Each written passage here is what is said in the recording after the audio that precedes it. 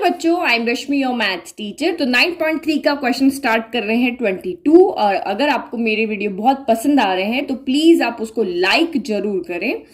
तो question is, if the pth qth and rth term of GP are a b and c, मतलब कोई भी एक GP है A1 A2 A3 A4 ऐसे करके, तो उसकी जो पीथ नंबर की टर्म है वो आपको यहाँ दी हुई है A, क्यूथ नंबर की जो टर्म है वो आपको दी हुई है यहाँ B, और आर्थ नंबर की जो टर्म है वो आपको यहाँ पर दी हुई है C। तब हमें यहाँ पे प्रूव करना है A की power Q minus r, B की पावर R माइनस पी और C की power P minus q equal to 1। देखो प्रूव दैट वाले क्वेश्चन बहुत सिंपल होते हैं, कुछ वैल्यू लाओ, पुट करो और सॉल्व कर लो।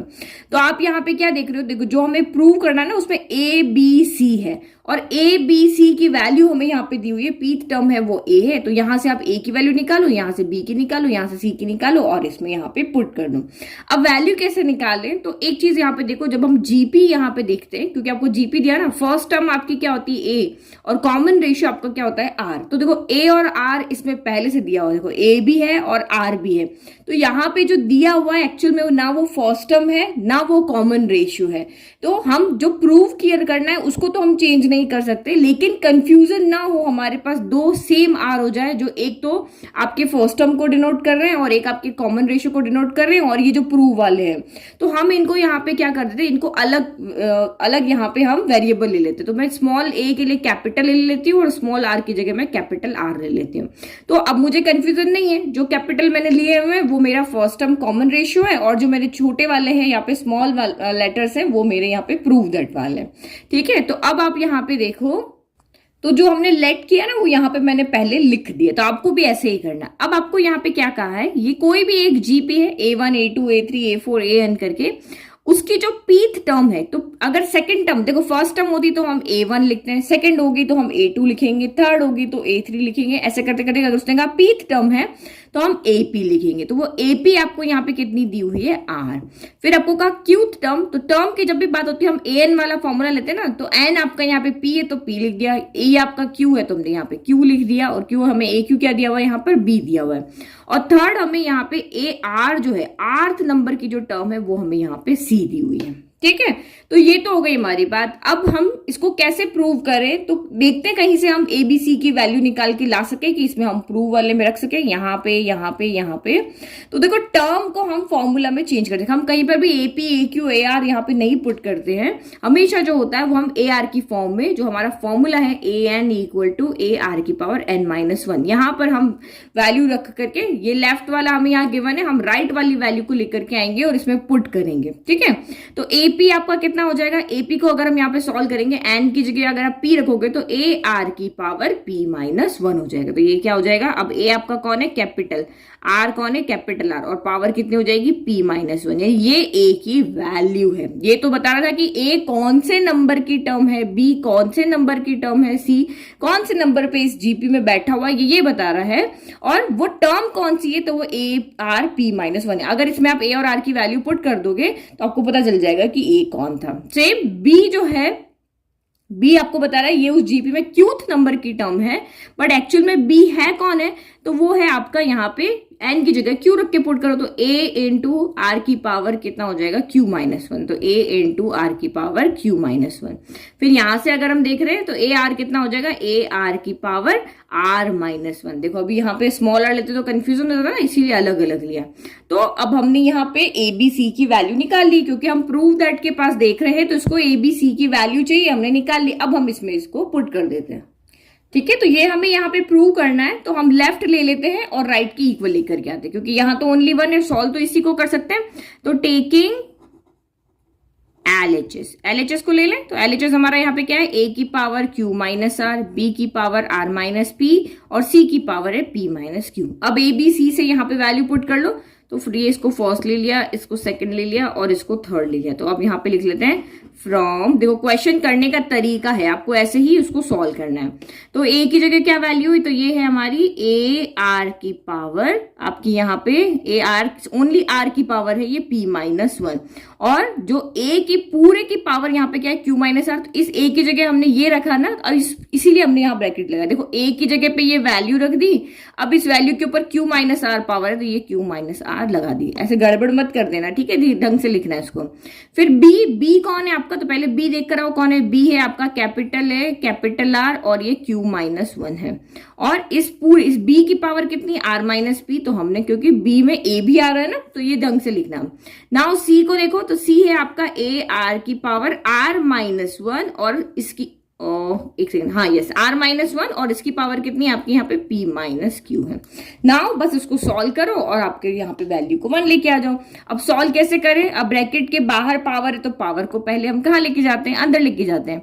तो पावर अंदर लेके जाएंगे तो ये कैसे जाएगी अंदर, जैसे आप यहाँ पे देखो, ये एक्स स्क्वायर वाई की पावर यहाँ पे 5 है, तो ये पावर इसके पास अलग चली जाएगी और y के पास अलग चली जाएगी। तो यहाँ पे जब इस तरह से पावर होती है तो वो मल्टीप्लाई होती है, 5 2 10 हो गया, y पावर 5 हो गया। तो इस तरीके से हम इसको सॉल्व करते हैं। तो सबको आता है ये चीज, तो कोई बताने की जरूरत नहीं है आपको, अब बहुत इंटेलिजेंट बच्चे हो। तो a q माइनस आर इसके पास आ गया, इसके पास जैसे y के पावर पास सीधा सीधा 5 चला गया, वैसे ये सीधा सीधा इसके पास चला गया। लेकिन यहाँ x के पास खुद की पावर भी है और एक ब्रैकेट की पावर भी है, तो इसके पास भी सेम देखो, खुद की पावर भी है और ये पावर भी है, तो ये दोनों पावर इसके क्या हो जाएगी, यहाँ पे मल्टीप्लाई हो जाएगी। हमेशा इसमें पावर क्या होती है, मल्टीप्लाई हो जाती है। फिर नेक्स्ट आप यहाँ पे देखो a, ये तो इसके पास तो सीधी सीधी पावर चली जाएगी क्योंकि a के पास अभी यहाँ पे सिर्फ 1 है इसकी पावर, और r की पावर यहाँ कितना हो जाएगा, q माइनस 1 और r माइनस p हो जाएगा।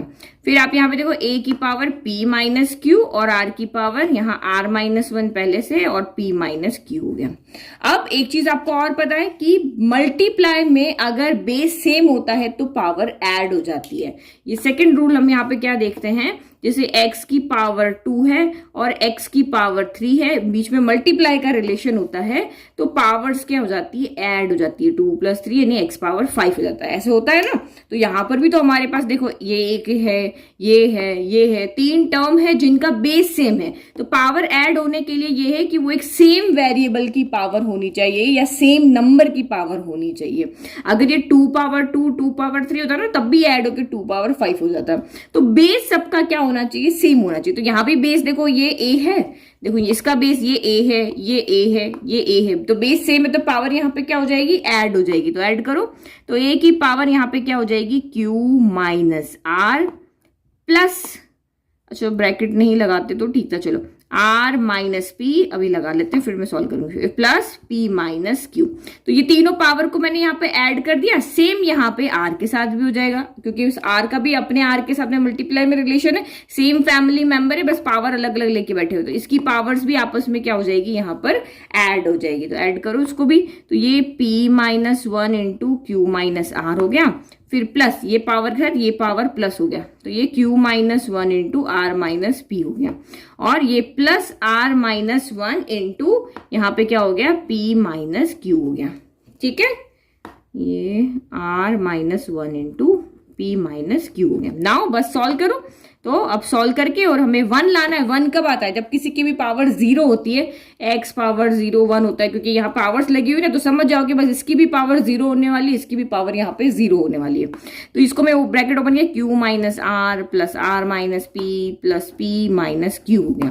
तो यहाँ पे देखो q से q कैंसिल, r से r कैंसिल, p से p cancel, plus minus cancel हो गए, सारे कैंसिल हो गए, मतलब कि सिर्फ पावर क्या बची, यहाँ पे 0 बचा। अब देखो r के साथ भी क्या ऐसे ही हो रहा है, तो p को अंदर लेके जाओ, तो पी क्यू, पहले p से मल्टीप्लाई होगा दोनों से, तो पी क्यू हो जाएगा, प्लस फिर plus minus minus P R हो जाएगा, फिर माइनस 1 को मल्टीप्लाई करो तो माइनस 1 इंटू क्यू, तो माइनस का क्यू हो गया, और माइनस माइनस प्लस, तो ये हो गया आर।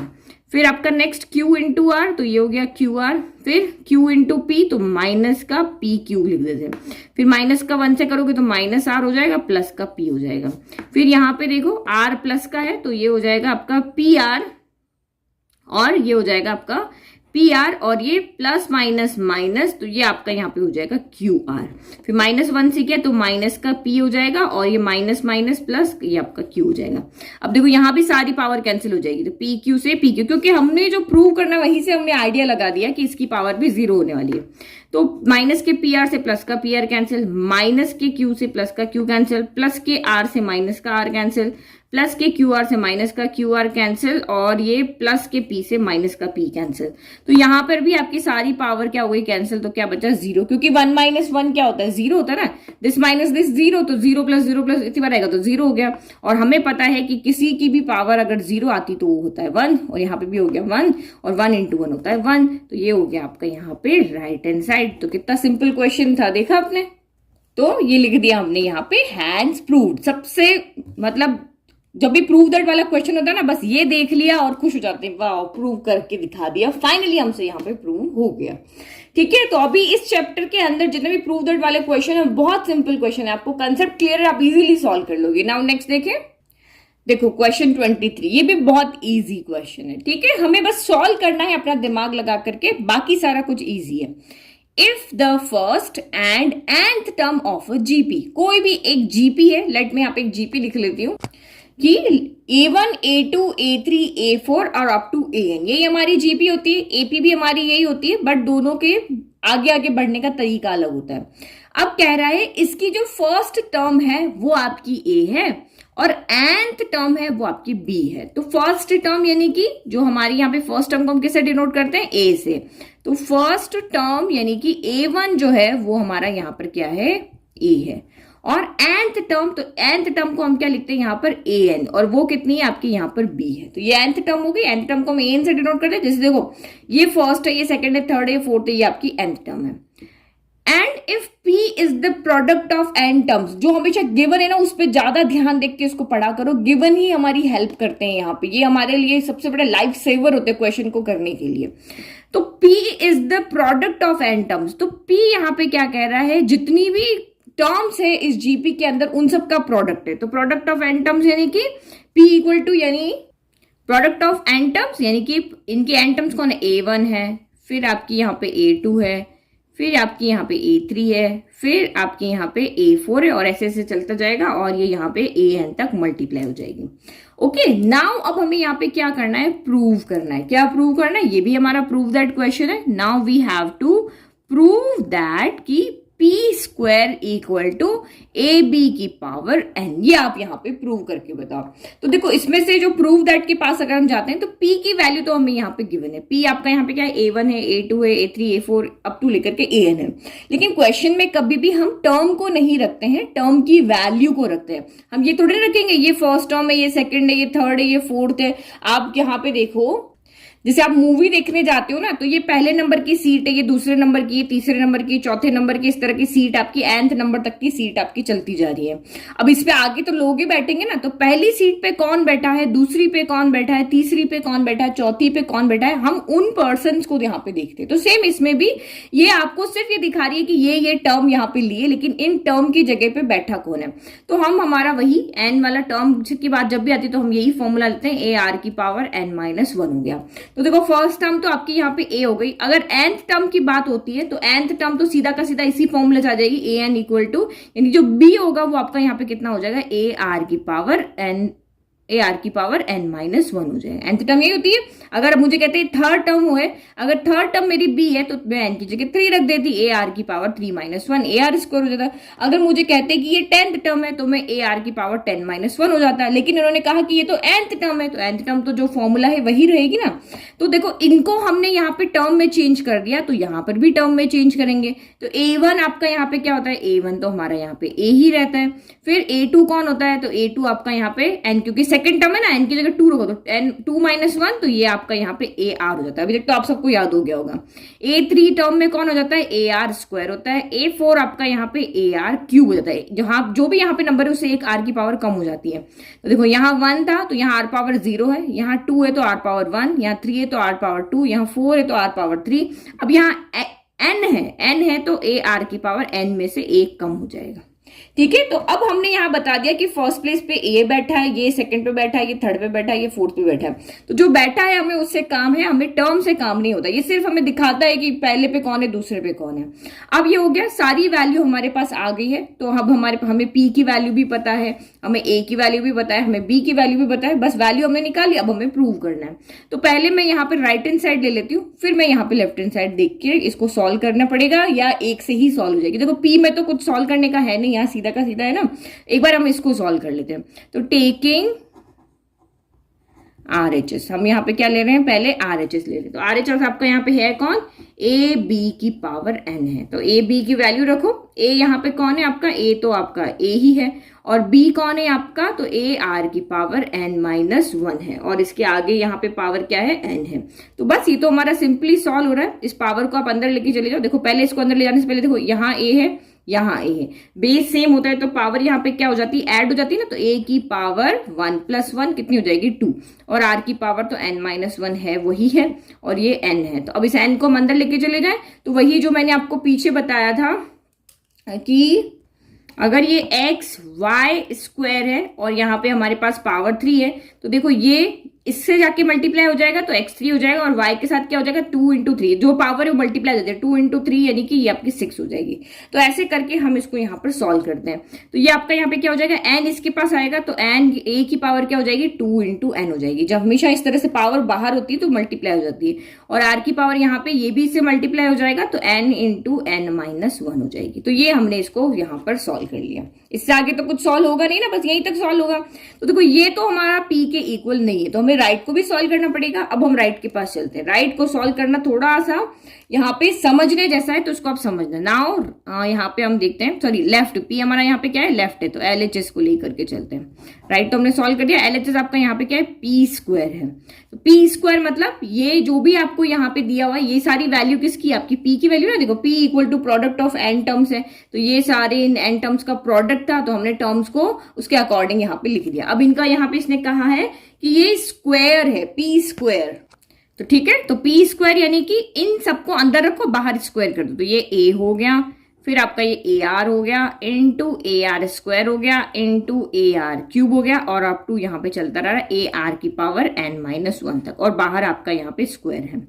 तो स्क्वायर तो हम बाद में ले जाएंगे, पहले हम अंदर देख लेते हैं कुछ सॉल्व हो रहा है कि नहीं। जैसे यहाँ पे कुछ सॉल्व नहीं हो रहा था तो सिर्फ पावर को अंदर लेकर गए और हमने सॉल्व कर दिया।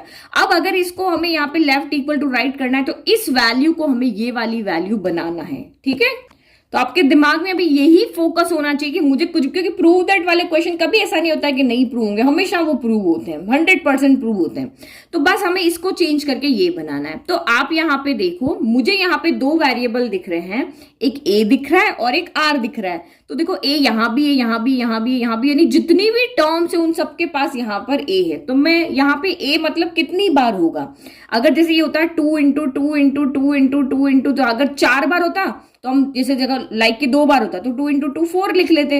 अगर 2 × 2 × 2 × 2 4 बार होता तो हम इसको यहाँ पे क्या लिख लेते, 2 पावर यहाँ पे, क्योंकि मल्टीप्लाई कॉमन हमेशा। देखो 2 चीज में मत कंफ्यूज होना। देखो मैं एक अलग पेपर पे समझाती हूँ। देखो ये 2 जो सीक्वेंस मैंने लिखी है ना, ये दोनों अलग अलग चीज है, क्योंकि बहुत से बच्चों के दिमाग में आएगा जब यहाँ ए बार बार आ रहा तो हम ए को यहाँ पे कॉमन ले लेते हैं, लेकिन मल्टीप्लाई में कॉमन नहीं आता है। ऐड जब ये हो रहे होते हैं तब कॉमन आता है कि 2 यहाँ भी है, यहाँ भी है, यहाँ भी है, यहाँ भी है, तो हम यहाँ से 2 को बाहर ले लेते हैं और अंदर जो बच रहा है 1 + x + x² x³ और ऐसे करके x की पावर n-1, ये ऐसे हम उसको सॉल्व कर सकते हैं, ठीक है।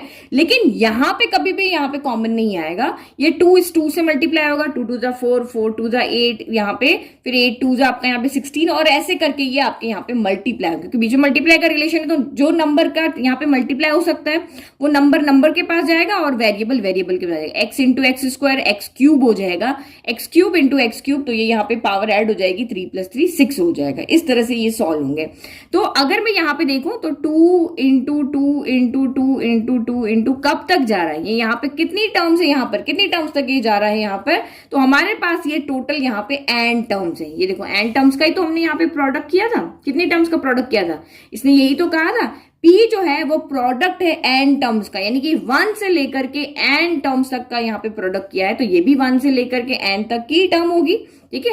a तो हमारे पास यहाँ भी है, यहाँ भी है, यहाँ भी है, यानी ये फर्स्ट टर्म है, सेकंड है, थर्ड है, ये फोर्थ है, और ये आपकी nth टर्म है। तो a जैसे यहाँ पे n टाइम आ रहा है, तो आप 2 को यहाँ पे कितनी बार मल्टीप्लाई करोगे, हम इसको मल्टीप्लाई करेंगे n टाइम्स, ठीक है। तो यहाँ पे देखो, तो इसको मैं ऐसे ले सकती हूँ, 2 को मैं n टाइम मल्टीप्लाई करूँ, यानी कि 2 पावर n हो गया। तो ये मेरा सिंपल सोल्यूशन हो गया कि अगर मुझे 5 यहाँ पे 3 टर्म का सोल्यूशन यहाँ पे मल्टीप्लाई करना है तो मैं n की जगह 3 रख दूं तो 2 पावर 3 मेरा 8 हो जाएगा। अगर मुझे 4 टर्म का सम करना है तो n = मैं 4 रख दूं तो मेरा यहाँ पे 4 टर्म यानी कि 4 × 4 = 16 हो जाएगा। इस तरह से हो जाएगा ना यहाँ पर। ठीक है, तो ये इसका सोल्यूशन हो गया 2 पावर n। तो अभी हमारे पास यहाँ 2 तो है नहीं, हमारे पास तो यहाँ पे a है, तो ये देखो इसमें AP को अलग अलग कर देते हैं यहाँ पे। तो ये मेरा यहाँ पे हो रहा है a into A into A into A into कब तक चल रही है, a पावर n तक चल रही है। और यहाँ पे r की पावर 1 इंटू r की पावर 2 इंटू r की पावर 3, और ये आपका चल रहा है r की पावर n-1 तक, और ऊपर स्क्वायर। तो इसको तो हम सिंपली यहाँ पे सॉल्व करके लिख सकते हैं कि ये आपका जो है वो a पावर यहाँ पे क्या हो जाएगा n। ये क्या हो जाएगा इसका सोल्यूशन, जनरल सोल्यूशन तो यही है ना। अब n इक्वल टू 1 रखा तो एक टर्म हो जाएगी, n इक्वल टू 2 रखा तो a स्क्वायर आ जाएगा, n इक्वल टू 3 रखा तो 3a यहाँ पे a क्यूब हो जाएगा, n इक्वल टू 4 रखा तो a पावर 4 हो जाएगा। जितनी टर्म हमें बाद में कहेंगे उतनी टर्म का हम यहाँ पे प्रोडक्ट करके दिखा देंगे। तो ये तो हो गया हमारा सॉल्व। अब नेक्स्ट अब हम r के पास चलते हैं। r के पास तो अपनी अपनी पावर है, तो वो यहाँ पे क्या करेगा, ऐड कर देगा। तो ये आपका यहाँ पे ऐड करेगा, यानी 1 प्लस 2 प्लस 3 प्लस 4 कब तक ऐड करता रहेगा, n-1 तक, क्योंकि r की जो लास्ट पावर है वो n थोड़ी ना, n-1 है ना, क्योंकि हमने इसको पावर से खोला था तो ये हो गया था। तो अब बस हमें इसको सॉल्व करना। देखो a पावर 2n लेकर के आना था, तो a पावर n आ गया, ये बाहर वाला 2 जो मल्टीप्लाई होगा तो a पावर ये 2n बना देगा। तो आधा काम तो हमारा हो गया। अब हमें r की पावर n इंटू n-1 बनाना है, तो दैट मीन्स इसको सॉल्व करना है। तो अब आप यहाँ पे देखो ये तो क्या एक सिंपल कांस्टेंट नंबर था जो बार बार मल्टीप्लाई हो रहा था, तो यहाँ सीधे इसको सॉल्व करने का अलग तरीका हो गया। अब यहाँ पे जो है वो कांस्टेंट यहाँ पे पावर नहीं है, 1 प्लस 2 प्लस 3 प्लस 4 अप 2 लेकर के n-1 तक है। तो अब देखो ये AP है या GP, हमारे पास तो वही फॉर्मूला। या फिर अगर आपको ये अपने 4th चैप्टर जब पढ़ा था वहां पे आपको अगर याद हो, ये देखो आपने चैप्टर नंबर 4 में पढ़ा था ये फॉर्मूला कि नेचुरल नंबर्स को जब हम यहाँ पे ऐड करते हैं तो वो उसका फॉर्मूला बनता था n इंटू n+1/2। अब अगर आपको 3 टर्म का सम चाहिए तो n की जगह 3 रख दो। ये एक शॉर्ट फॉर्मूला था ना, मैंने आपको एक्सप्लेन भी किया था कि अगर आपको एक टर्म का लिमिटेड टर्म अगर आपको कह दिया n टर्म्स तक का सम करना है तो हम इसको इस तरह से लिख देते हैं, बार बार ऐड नहीं करते हैं। तो अब मुझे जितनी भी टर्म का यहाँ पे सम चाहिए मैं इस n की जगह वैल्यू रख दूं, सॉल्व कर लो और मेरा यहाँ पे सोल्यूशन आ जाएगा। हम बार हमें ऐड नहीं करना पड़ेगा।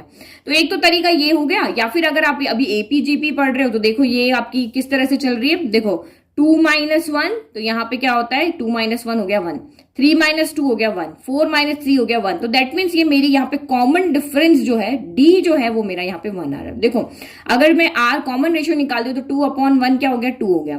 फिर इन दोनों का निकालती हूँ तो ये 3/2 हो गया, तो 3/2 आपका 1.5 हो गया। तो ये देखो ये GP तो नहीं है, ठीक है, ये आपकी क्या है यहाँ पर AP है। तो D इक्वल टू 1 हो गया, A इक्वल टू आपका यहाँ पे 1 ही है, और जो nth टर्म है वो आपकी यहाँ पे n-1 है। nth टर्म की बात करें, ठीक है, ये n इक्वल टू n-1 समझना, nth टर्म जो है लास्ट टर्म जो है वो n-1, यानी कि 1 से लेकर के n-1 तक का आपको यहाँ पे सम करना है। तो ये हमारी AP बन रही है और AP का यहाँ बीच में क्या हो रहा है, सम हो रहा है। तो देखो सम फाइंड करने के लिए हमारे पास AP में 2 फॉर्मूला था, Sn equal to n/2 a plus l, ये वाला फॉर्मूला था, और Sn equal to n/2 2a plus n-1 into d, ये वाला वही फॉर्मूला। दोनों से सॉल्व कर सकते हो। अगर आपको D से चलना है तो ये वाला, और अगर इससे हम चल रहे तो n हमें पता है n-1 है, a हमें पता है 1 है, और l यानी कि लास्ट टर्म कौन है तो वो हमारी n-1 है। लास्ट टर्म यहाँ पे कौन है, n-1 है ना। तो इससे भी कर सकते हो, इससे भी कर सकते हो। तो अगर मैं इससे सॉल्व करती हूँ तो ये Sn इक्वल टू n कौन है तो n-1/2 है, और a कौन है 1, और लास्ट टर्म कौन है आपकी n-1। तो इसको सॉल्व करोगे तो ये +1 से -1 कैंसिल हो जाएगा, और ये n इंटू n-1/2 आ जाएगा। और यहाँ पे सॉल्व करो, n कौन है आपका n-1/2 है, 2 इंटू a कितना है 1 है, प्लस n की जगह पे कौन रखोगे n-1, और a की आपका यहाँ पे क्या है -1, और d तो आपका यहाँ पे 1 ही है। अब इसको सॉल्व करो आप यहाँ पे, तो n-1/2 ये तो एज इट इज रह गया, 2 इंटू 1 2 हो गया, प्लस ये आपका यहाँ पे n-2 हो गया, दोनों को ऐड किया n-2, तो ये +2 से -2 कैंसिल हो गया, n-1/2 हो गया। तो ये आपका यहाँ पे एक n बच गया ना, ये तो ये दोनों तरीके से आपका आंसर यहाँ पे सेम ही आ रहा है। तो अब हम बस इसकी जगह पे ये लिख दें, सॉल्व करके मैंने आपको यहाँ पे पूरा एक्सप्लेन कर दिया। तो अब देखो, ठीक है, तो जो मैंने आपको समझा ये मैंने पूरा का पूरा यहाँ लिख दिया। तो ये सारा कुछ आपको एग्जाम में लिखने की जरूरत नहीं है, बट आपके नोट्स में आप जरूर लिखना ये आया कहाँ से, ये आप वहां पे एग्जाम में सीधा लिख सकते हो कि यहाँ पर जो मेरा आ रहा है, इसके बाद वाली स्टेप क्या हो जाएगी, ये A N as it is है, और आर की पावर सॉल्व किया जब हमने इस पावर को पूरा, तो ये कितने आ रही है, एन इंटू एन माइनस 1/2 आ रही है, और बाहर का स्क्वायर। बस अब जितना सॉल्व करना था उतना सॉल्व हो गया, आगे अब ये सॉल्व नहीं होगा, तो आप पावर को अंदर ले जाओ, तो ये ए इंटू 2 इंटू एन हो जाएगा, तो ये 2n हो जाएगा, और आर के साथ भी जाके मल्टीप्लाई हो जाएगी, तो n into n minus 1/2 into यहाँ पे 2 2 से भी हो जाएगा, ये 2 से 2 कैंसिल हो गया, तो a power 2n equal to r की power n into n minus 1 हो जाएगा। तो ये आप यहाँ पे देखो, एल और आरएचएस को जब हमने सॉल्व किया तब भी यही आ रहा था, और एलएचएस को सॉल्व किया तब भी हमारा यही आ रहा, तो इसका मतलब यहाँ पे क्या हो गया, हमने प्रूव करके दिखा दिया, left equal to right means prove कर दिया। तो ये हमने लिख दिया कि एलएचएस इक्वल टू आरएचएस है, तो हैंस प्रूव्ड। कितना सिंपल क्वेश्चन था ना, बस जैसे हमारा कंसेप्ट है वैसे के वैसे हम इसको चलते रहे। तो क्वेश्चन कभी भी आप देख लो तो घबराना नहीं, एटलीस्ट उसको स्टार्ट करो। आप स्टार्ट करोगे ना तो आपको कोई ना कोई तरीका मिल जाता है सॉल्व करने का। ऐसा कभी नहीं होगा कि आपने अच्छे से पढ़ाई की और आप उसको सॉल्व नहीं कर पाओगे। सीधे लिखोगे टर्म को, आप यहाँ पे जो आपकी A1 A2 3 लिखा, इनको टर्म की फॉर्म में चेंज करोगे, फिर आपके दिमाग में आएगा इसको पुट कर लेते हैं, पुट करके देखोगे, धीरे धीरे सॉल्व करोगे तो आपका पूरा यहाँ पे सॉल्व हो जाएगा। ठीक है, तो एक बार आपको कम से कम स्टार्ट करने की जरूरत है। Now next question 24। ऐसा क्वेश्चन हम पहले कर चुके हैं, तो ध्यान से समझना इसको भी। Show that the ratio of the sum of first and terms of a GP, मतलब हमें रेशियो बनाना है। रेशियो बनाना मतलब P/Q की फॉर्म में लिखना है, यही रेशियो होता है ना, P रेशियो Q।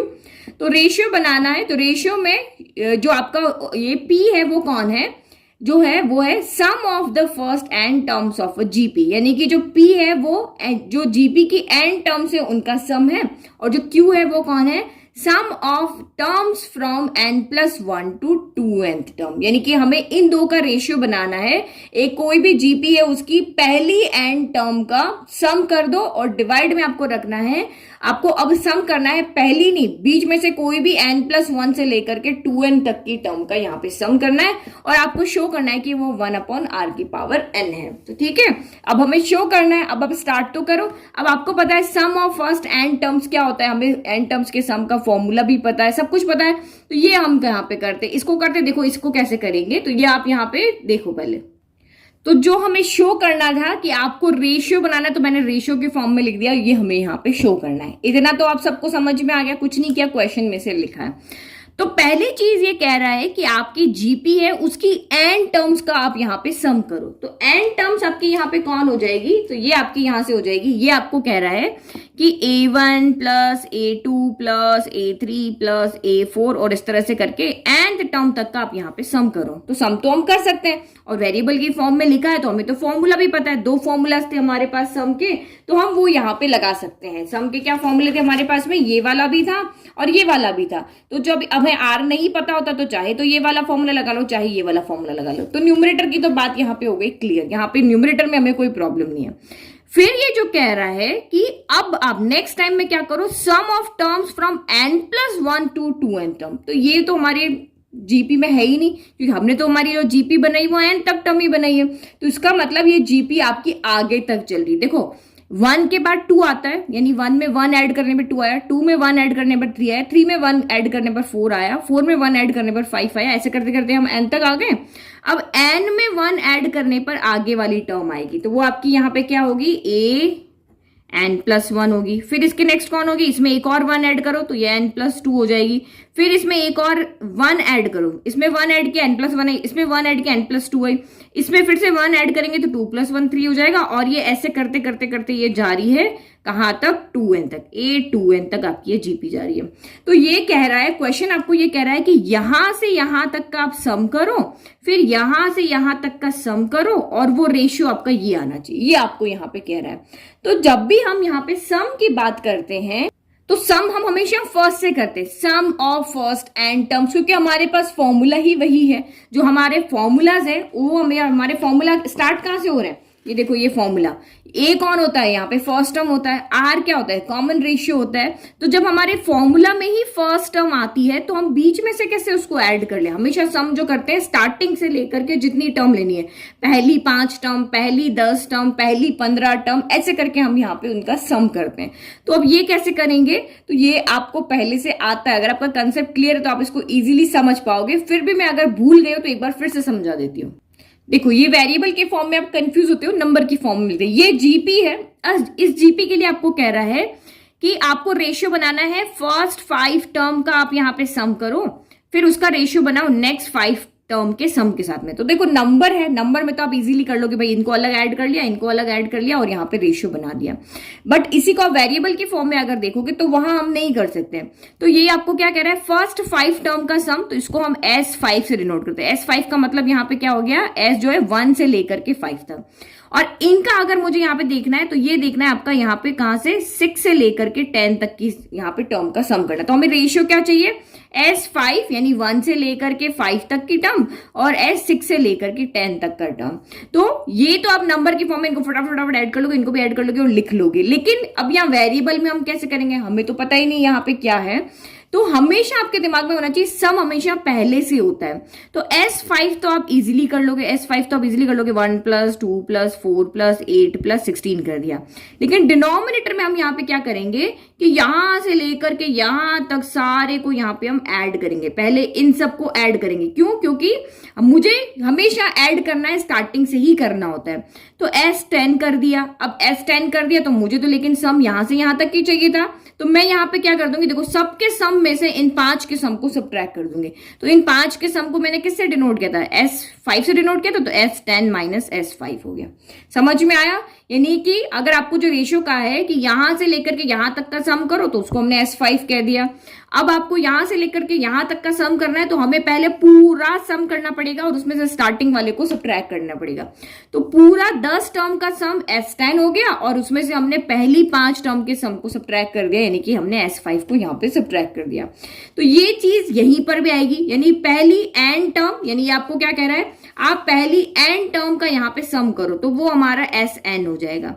फिर उसके बाद में कहा यहां तक तो हो गई। अब उसने कहा n+1 से S2n तक की टर्म का सम करो, तो हम 1 से लेकर के 2n तक की टर्म का सम करेंगे। तो 2n तक की टर्म का सम करें तो S2n हो गया और उसमें से हम 1 से लेकर के n तक का सम यहाँ पे क्या कर देंगे, सबट्रैक्ट कर देंगे। ठीक है, यही करेंगे ना, इससे पहले भी हमने किया हुआ है एपी वाले चैप्टर के अंदर, ये question same as it is किया हुआ है। तो ये चीज आपको समझ में आ गई। ये कंसेप्ट हमेशा क्लियर होना चाहिए कि बीच में से कोई टर्म आपको कह रहा है इनका सम आप लेकर के आओ, तो हमेशा 1 से लेकर के वहां तक करेंगे और जितनी आगे से टर्म नहीं चाहिए उसको हम यहाँ पे सबट्रैक्ट कर देंगे। ओके, तो सम ऑफ n टर्म्स क्या हो जाएगा, Sn हो जाएगा, मतलब इन सारी टर्म्स का सम। और सम के लिए आपको फॉर्मूला पता है, सम कैसे करते हैं, तो दो में से कोई भी एक फॉर्मूला आप यहाँ पे ले लो। तो ये a हो गया, 1 - r⁻n हो गया, 1 - r हो गया, कोई भी ले लो। देखो आंसर सेम आएगा, ये मत सोचना कि ये क्यों लिया मैम, मैं वो ले लूं। तो आप वो लेकर भी इसको सॉल्व करो तब भी हो जाएगा। नाउ डिनोमिनेटर वाली टर्म लेकर आते हैं। तो ये तो मैंने आपको समझा दिया, S2n - Sn हो जाएगा। तो यहां भी फॉर्मूला रखें, तो हम यहाँ पे फॉर्मूला रखते हैं। देखो जो फॉर्मूला यहाँ रखा ना एज इट इज वो भी यहीं पे रख दो, ताकि प्लस माइनस की आपके यहाँ पे गड़बड़ ना हो। ये 1 - r है तो हमेशा यहाँ भी 1 - r ही है। तो ये फॉर्मूला लिया तो इधर भी यही लो। अगर दूसरा r⁻n - 1 वाला लिया तो वही रखो। तो S⁻2n कितना हो जाएगा। अब यहाँ देखो n था तो यहाँ n था, a और r तो वही के वही रहेंगे, क्योंकि वही फर्स्ट टर्म भी हमारी वही रहेगी, कॉमन रेशियो भी हमारा वही रहेगा पूरे के लिए। लेकिन इसके लिए n है और इसके लिए n आपका 2n है। तो ये आपका कितना हो जाएगा, a 1 - r⁻2n अपॉन 1 - r हो गया। फिर माइनस इसके लिए क्या है, a 1 - r⁻n अपॉन 1 - r हो गया। तो थोड़ा सा सॉल्व कर ले ये हमारा, ताकि हम इसको जब रेशियो में यहाँ प्रूव करने के लिए जब LHS को हम यहाँ पे लें तो थोड़ा हमारा फाइनल सॉल्यूशन ही बचे। तो इसको कैसे सॉल्व करें, क्या दिख रहा है आपको यहाँ पे, तो मुझे यहाँ पे क्या दिख रहा है, देखो a यहाँ पर भी है और इसके पास भी है, 1 - r यहाँ भी है, 1 - r यहाँ भी है। तो हम इसको बाहर ले लें। तो a अपॉन 1 - r को मैंने बाहर ले लिया, तो बचा क्या, 1 - r⁻2n बचा। यहां से माइनस और ये 1 बाहर आया तो ये यहाँ पे प्लस हो गया और माइनस हो गया। देखो माइनस प्लस माइनस हो गया, माइनस माइनस प्लस r⁻n हो गया। तो देखो +1 से -1 कैंसिल हो गया। तो ये बचा क्या, a अपॉन 1 - r और यहाँ पे बचा है r⁻2n। आपका नेगेटिव है ना, तो मैं r⁻n को पहले लिख लेती हूँ और ये नेगेटिव वाले को मैं यहाँ पे बाद में लिख लेती हूँ, क्योंकि नेगेटिव को हम पहले लिखते तो अच्छा नहीं लगता है, बस दिखता अच्छा नहीं है इसलिए लिख रहे हैं। तो इसको हमने जब सॉल्व किया तो ये हो गया और इसको जब हमने सॉल्व किया तो हमारा ये हो गया। अब आगे हमें जो चाहिएगा उसके अकॉर्डिंग हम आगे और देख लेंगे, अभी तो यही रखें। अब जो हमें प्रूव करना है उसका हम लेफ्ट हैंड साइड लेकर के आते हैं, लेफ्ट हैंड साइड को उठा के लाते हैं, ये वाले को उठा के लाते हैं और हम राइट हैंड साइड को लेकर के आएंगे। तो लेफ्ट हैंड साइड आपको यहाँ पे क्या कह रहा है, sum of n terms of a GP. तो यानी कि ये वाला जो लेफ्ट हैंड साइड है वो हमारा यहाँ पे कह रहा है s n upon s two n minus s n, यही कह रहा है। तो एस एन की वैल्यू आप यहां पे रख दो, तो ये आपका लेफ्ट हैंड साइड है s n upon s two n minus s n होता है।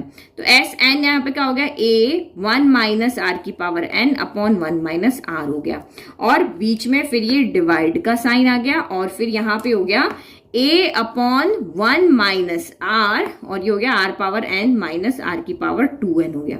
तो बस सॉल्व करो। देखो आपको यहाँ पे भी ए अपॉन वन माइनस आर दिख रहा है, तो मैं इसको अलग लिख लेती हूँ। ए अपॉन वन माइनस आर यहाँ भी दिख रहा है, और यहां से सिर्फ क्या बच रहा है, वन माइनस आर की पावर एन बच रहा है, और यहां से ए अपॉन वन माइनस आर दिख रहा है, और यहां से आर की पावर एन माइनस आर की पावर यहाँ पे क्या बच रहा है, टू एन बच रहा है, यही बच रहा है। तो देखो ये ब्रैकेट तो पूरा का पूरा इससे कैंसिल हो गया, सेम है ना, a upon one minus r, a upon one minus r cancel हो गया।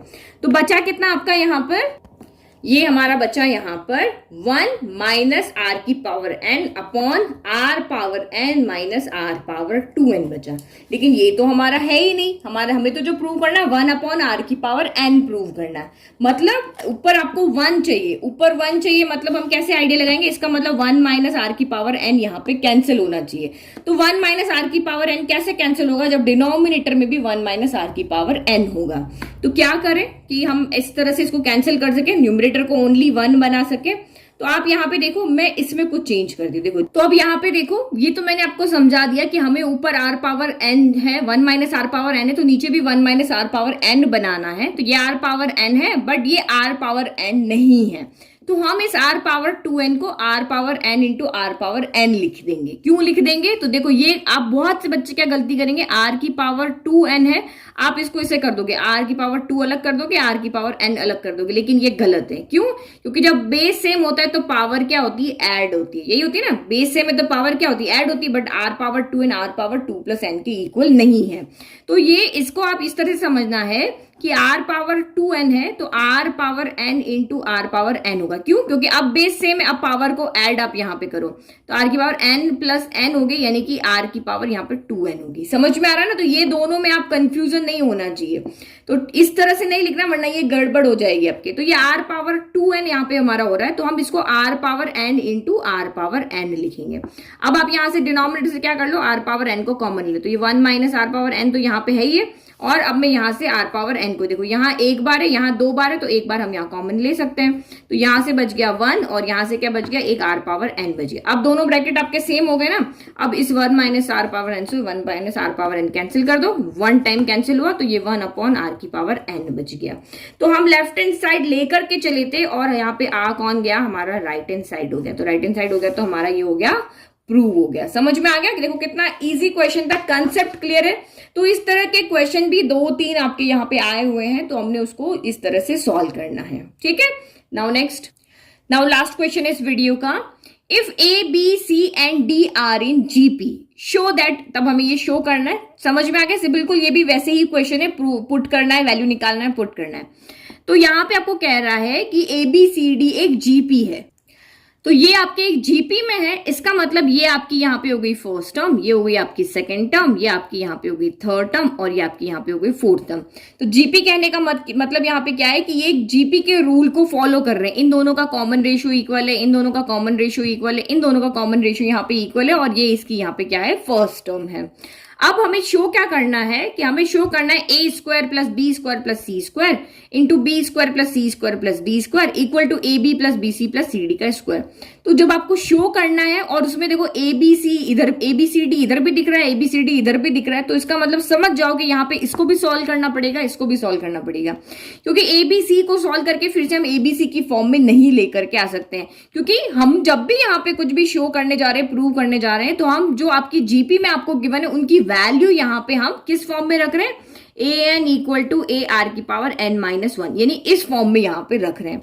तो जो ए हो जाएगा वो तो आपका फर्स्ट टर्म में ए ही रहेगा, ये ए आपका यहाँ पे फर्स्ट टर्म है ना जीपी का, तो ये ही रहेगा। बी कौन रहेगा, ये आपका ए आर हो जाएगा। सी कौन हो जाएगा, ए आर स्क्वायर हो जाएगा, और डी कौन हो जाएगा, आपका यहाँ ए आर क्यूब हो जाएगा। यही हो जाएगा ना। तो आप इस सब इन ए बी सी की वैल्यू यहाँ पे जब ए आर की फॉर्म में रख दोगे तो यहाँ पे तो ए बी सी डी बचेगा नहीं, तो ये इसका मतलब यहाँ पे दोनों को सॉल्व करना है। तो क्वेश्चन को देख करके आपको थोड़ा मोटा मोटा आइडिया लगा लेना है कि हमें यहाँ पे क्या करना है। तो मोस्टली अभी तक जितने भी प्रूव दैट वाले क्वेश्चन थे हमने यही किया, जो भी वैल्यू आपको यहाँ पे गिवन थी उनको हमने AR की फॉर्म में चेंज किया, वैल्यू पुट किया और हमने सॉल्व कर लिया। तो जब भी कोई प्रूव दैट और शो दैट वाले क्वेश्चन आते हैं तो जो गिवन चीज हमें होती है वो हमारी सबसे खास दोस्त होती है, वही हमारी यहाँ पर हेल्प करती है। तो जब भी कुछ प्रूव करना होता है हम दौड़ के गिवन के पास जाते हैं, भाई हमारी हेल्प कर दो, हम इसको कैसे शो करें। तो उसने हमें ABCD की वैल्यू निकाल के दे दी और कह दिया अब जाके तुम पुट करो, और इतना सा काम तो तुम कर सकते हो कि वैल्यू पुट करके और इसको सॉल्व कर लो। और क्वेश्चन से हमने आइडिया लगा लिया कि दोनों में साइड में सेम ABCD लिखा हो तो हमें दोनों को यहाँ पर सॉल्व करना है। समझ में आ गया? ये क्वेश्चन का हमने सॉल्व करने से पहले एक दिमाग में सीन बना लिया यहाँ पे, क्योंकि इतने प्रूव दैट वाले शो दैट वाले क्वेश्चन करके आए हैं। अभी तो हमारा कॉन्सेप्ट यहाँ पे क्लियर हो गया कि जो भी टर्म दी हुई है उनको हमें यहाँ पे जो उनकी वैल्यू है उस टर्म की उसकी फॉर्म में वहां पे पुट करते हैं। ठीक है, तो ये हमने यहाँ पे वैल्यू निकाल ली, जो मैंने आपको एक्सप्लेन किया वो इस तरह से लिख देना है। अब हम शो के पास गए, जो हमें शो करना है उसके पास गए, और हम खाली हाथ नहीं गए, हमें अब यहाँ पर ABCD की वैल्यू पता है। तो ये फर्स्ट टर्म है, इसको A1 है, यानी कि ये अगर इसके अकॉर्डिंग देखें तो ये हमारा यहाँ पर A है। सेकेंड टर्म आपकी यहाँ पे क्या थी? B थी, तो यानी सेकेंड टर्म ये हमारी B है। और थर्ड टर्म आपकी यहाँ पे C थी, तो ये हमारी C है। और फोर्थ टर्म हमारी यहाँ पे क्या थी? D थी, तो ये D है। अब हम शो के पास गए, हम ABCD की वैल्यू लेकर आए हैं, हम खाली हाथ नहीं आए हैं, तो हम LHS के पास जाते हैं। पहले LHS बोलेगा पहले मुझे सॉल्व करो, तो हम LHS के पास जा रहे हैं। अगर आपका माइंड कह रहा है कि नहीं RHS को सॉल्व करो, तो आप RHS को सॉल्व कर सकते हो पहले। तो ये हमने LHS को ले लिया, LHS को लिया, अब इसमें वैल्यू पुट करो। तो A² यानी कि यहाँ पे क्या हो जाएगा आपका? A कौन है यहाँ पे? A आपका यहाँ पे कौन है? A ही है, तो ये A² हो गया। फिर B² यानी कि ये हो जाएगा AR का स्क्वायर। C² यानी कि ये हो जाएगा आपका AR² का भी स्क्वायर। नाउ इधर रखो B², तो B² कौन है आपका यहाँ पे? AR का स्क्वायर। C यानी A कौन है आपका? AR² का भी स्क्वायर। और D कौन है यहाँ पे? तो AR³ का स्क्वायर। तो ये तो बहुत सिंपल है, इजीली हम इसको यहाँ पे क्या कर देंगे? सॉल्व कर लेंगे। मैं इसको यहाँ पे लिख लेती हूँ ताकि आप बाद में जब नोट्स देखोगे तो आपको गड़बड़ ना हो। ये वाली टर्म मैंने यहाँ पे लिखनी है, ठीक है। अब इसको सॉल्व करो बस। ये तो पावर आपकी वैसे ही सॉल्व है, A² का A², ये क्या हो जाएगा? A² R², पावर अलग अलग चली जाएगी। फिर ये क्या हो जाएगा? A² और R के साथ 2 2 जा 4, तो R4 हो गया। फिर आपका यहाँ पे A² R² हो गया। यहाँ पे A² R की पावर 2 2 जा 4 हो जाएगा, और यहाँ पे A² R की पावर 3 2 जा 6 हो जाएगा। तो ये 3 2 आपकी यहाँ पे क्या हो गए? 6 हो गए। तो अब आपको यहाँ पे क्या दिख रहा है? देखो जितना सॉल्व कर सकते हो ना उतना आप सॉल्व कर लो, क्योंकि ये 2 ब्रैकेट है, यहाँ 1 ब्रैकेट है, तो हम 2 को कम से कम 1 तो बना दें, ताकि क्योंकि इसको सॉल्व करके तो 2 नहीं आएंगे, इसको सॉल्व करके तो आपका 1 ही आएगा। तो हम यहाँ पे ये देखते हैं, जो हमारा शो करना है उसको देख करके हम आइडिया लगा रहे हैं कि उसको हम सॉल्व करने की कोशिश करते हैं। और आगे तो मैं यहाँ पे क्या देख रही हूँ? मुझे यहाँ पे क्या दिख रहा है? देखो A² पहले ब्रैकेट में भी कॉमन आ रहा है, A² दूसरे ब्रैकेट में भी कॉमन आ रहा है, और यहाँ पे R तो है ही नहीं, तो इस ब्रैकेट में से R तो हमारा कॉमन आ नहीं सकता, लेकिन यहाँ पे R कॉमन आ सकता है, क्योंकि R² यहाँ पर है, R² यहाँ भी है, यहाँ भी है। तो इसका मतलब पहला वाला ब्रैकेट आपको कह रहा है कि आप ओनली A² को कॉमन लो। तो अंदर क्या बचा? यहाँ से तो 1 बच गया, यहाँ R² बच गया, यहाँ R⁴ बच गया। और ये वाला ब्रैकेट आपको कह रहा है कि आप A² R² कॉमन लो, क्योंकि सबके पास ये है। तो यहां से पूरा कॉमन आ गया, 1 बच गया। यहां से A² बाहर आ गया, 2 R बाहर आ गए, अंदर 2 बच गए। फिर यहां से A² तो बाहर है ही है, 2 R पहले चले गए, अब अंदर कितने बच गए? 4 बच गए। तो ये आपने यहाँ पे देख लिया। अब मैं यहाँ पे क्या देख रही हूँ? मैंने जब ये स्टेप किया तो मैं देख रही हूँ ये ब्रैकेट और ये ब्रैकेट तो मेरा सेम आ रहा है, और सबके बीच में क्या है? मल्टीप्लाई का रिलेशन है। तो A को A से मल्टीप्लाई कर दें, तो A² को A² से कर देंगे, तो ये A पावर क्या हो जाएगा? 4 हो जाएगा, क्योंकि बेस सेम होता है तो पावर ऐड हो जाती है। और R² आपका R² ही रहेगा। और जैसे ये होता है ना x इंटू एक्स, क्या होता है? x² होता है। ये पूरा x है, ये पूरा x है, तो ये क्या बन जाएगा? x², यानी कि 1 प्लस R² प्लस R⁴ का क्या हो जाएगा? यहाँ पर स्क्वायर हो जाएगा। यानी ये 1 बार है, ये 2 बार है। बेस सेम होता है तो पावर ऐड होती है, ये बेस और ये बेस यहाँ पे सेम है, तो इसकी पावर और इसकी पावर यहाँ ऐड होके 1 + 1 2 हो जाएगी।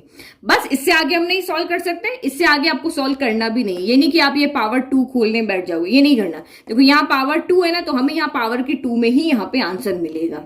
ये तो समझ में आ गया, क्योंकि हम दोनों क्यों सॉल्व कर रहे हैं? क्योंकि हमारा आंसर AR की फॉर्म में आ रहा है, तो AR को हम कभी भी ऐसे नहीं लिख सकते हैं। सबसे सिंपल तरीका इसको भी सॉल्व कर लें, ठीक है। तो ये राइट हैंड साइड लिख दिया, अब वैल्यू पुट करो। AB, तो A आपका A ही है, बी आपका यहाँ पे ए आर है, फिर बी सी, तो बी आपका यहाँ पे ए आर है और सी आपका यहाँ पे ए आर स्क्वायर है। फिर आपका यहाँ पे सी डी, तो सी आपका यहाँ पे कौन है, ए आर स्क्वायर है, और डी आपका यहाँ पे क्या है, ए आर क्यूब है।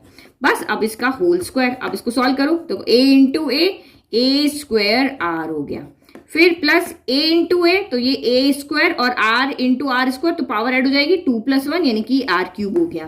फिर ए इंटू ए स्क्वायर हो गया, और आर की पावर 3 + 2 यहाँ पे कितनी हो गई आपकी 5 हो गई।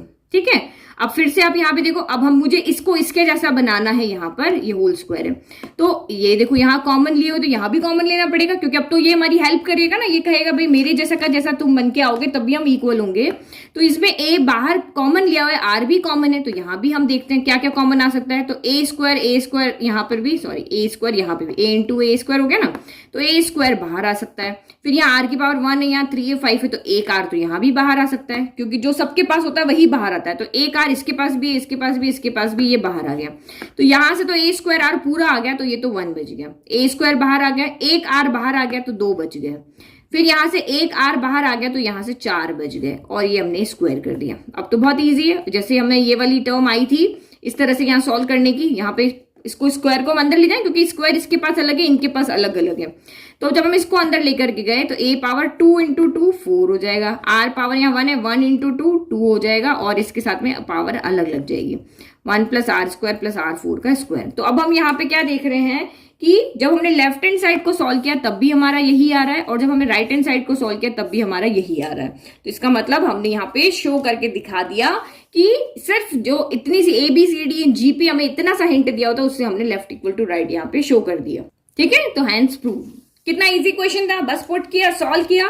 सॉल्व करते टाइम आपको बस जो जो आपका माइंड कह रहा है यार ये कर सकते हैं, कॉमन ले सकते हैं तो कॉमन ले लें, मल्टीप्लाई कर सकते हैं मल्टीप्लाई कर लेते हैं, लेकिन कहाँ स्टॉप होना है वो भी आपको पता होना चाहिए कि ये आप पावर यहाँ पे खोलोगे तो वो एक्स्ट्रा काम हो जाएगा, फिर आपको ये पावर यहां भी खोलनी पड़ेगी। कोई बात नहीं, आपका माइंड बोल रहा करके दिखाओ, वो भी राइट तरीका है, जो आपका माइंड कह रहा है वो करके दिखाओ। हमें तो कुछ भी करके बस लेफ्ट इक्वल टू हमें राइट लेकर के आना है। तो जितनी जरूरत थी उतना मैंने लिख दिया, अब आगे आप इसको और सॉल्व करो, वो आपकी चॉइस है। ठीक है, तो ये हमारे 4 क्वेश्चन यहाँ पर सॉल्व हो गए, जिसमें से अभी जो हमारा 24 नंबर का क्वेश्चन था वो इंपॉर्टेंट क्वेश्चन था। ठीक है, नाउ अब अगर आपको वीडियो पसंद आ रहे हैं तो लाइक शेयर सब्सक्राइब करें, और चैनल पे बेल आइकन प्रेस करना ना भूलें, ताकि आपको डेली अपडेट्स मिलते रहे। Thank you.